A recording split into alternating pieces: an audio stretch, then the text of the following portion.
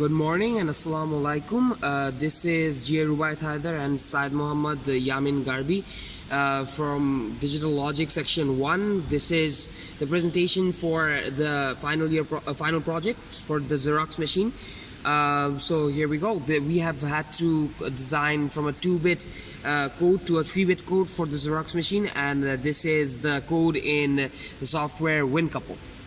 Alright, so we have these are the details, and then I'm gonna go straight to the input pins. So we coded pin 1 to clock, pin 2 to reset, pin 3 to preset. From pin 4 is A0, which is input, and pin 5 A1, A2, and these are all the inputs. Pin 7 B0, pin 8, pin 9 B0, B1, B2 respectively. They're also basically inputs, but we essentially compare the pins from 4 to 6 and 7 to 9. Alright, so moving on, we have pin 10, which is the start print. Anyways, so on pin 17 through 23 are output pins. 17 gives the difference in comparator. Basically, it's an XOR gate. So if there's a difference, it's going to show. And and on the other hand, we have pin 18. So basically, if there's no difference, if it's the same, it's gonna show. Alright, so we have pin 21, 22, and 23, which are the output counters, Q0, Q1, and Q2. We basically connect, in short, if I were to talk about the wiring, we connect pin 7 to pin 21, pin 8 to pin 22, and pin 9 to pin 23. So B0 to Q0, B1 to Q1, and B2 to Q2. Alright, then the comparison is done, and hence we start print. Anyway, moving on, we have the function comparator. This is the basic code. So if it's the same, this is the code. Difference, this is the code. And then we have a function clock enabler, function counter 3-bit up, and hence and so forth. Then we have the sequence count. If present is S0, if click next, it will be S1. By default, it is S1.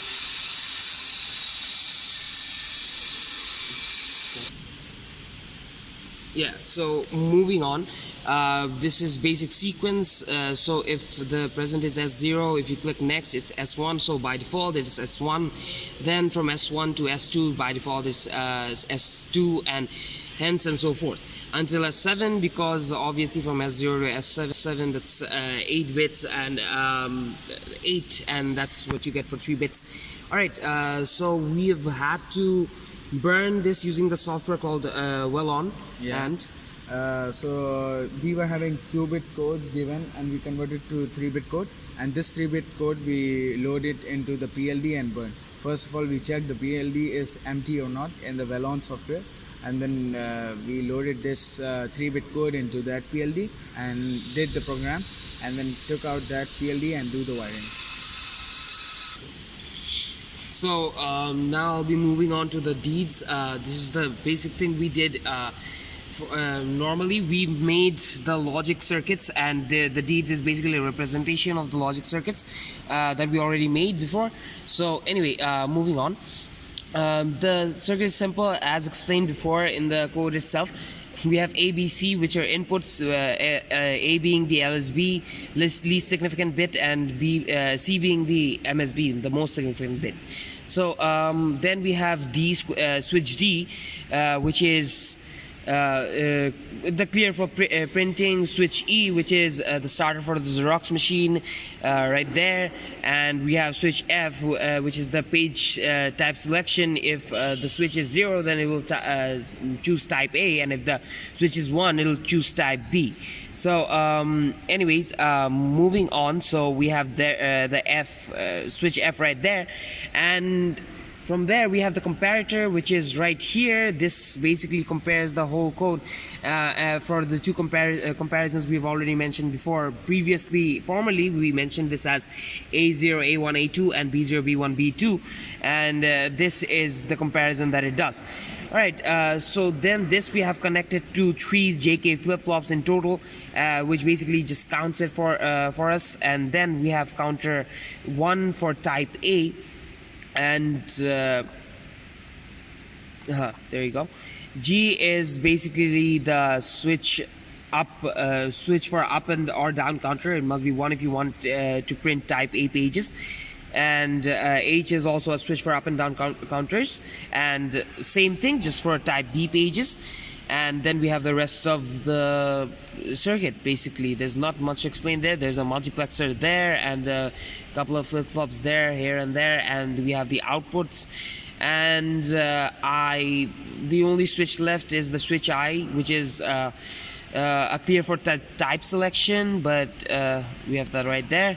So, but that's basically it. There's G is basically the switch up, switch for up and or down counter. It must be 1 if you want to print type A pages. And H is also a switch for up and down counters, and same thing just for type B pages.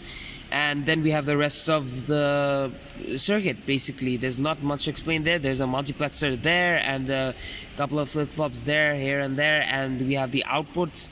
And the only switch left is the switch I, which is a clear for type selection, but we have that right there. So, but that's basically it. There's not much left to this. That's how you convert a 2-bit Xerox machine to a 3-bit. We've had to do some prerequisites before. We've had to make some changes to the 2-bit code. The code itself was attached, and there was a slight technical difficulty with the hardware, so we couldn't entirely burn the IC onto it. The code, as far as it seemed, was alright. However, I think we've attached the code with this, so it's fine, I guess. But anyway, that's about it, right? So this is our digital circuit simulator in Deeds, and this is GARH and SMYG and Yamin Garbi signing out. Thank you.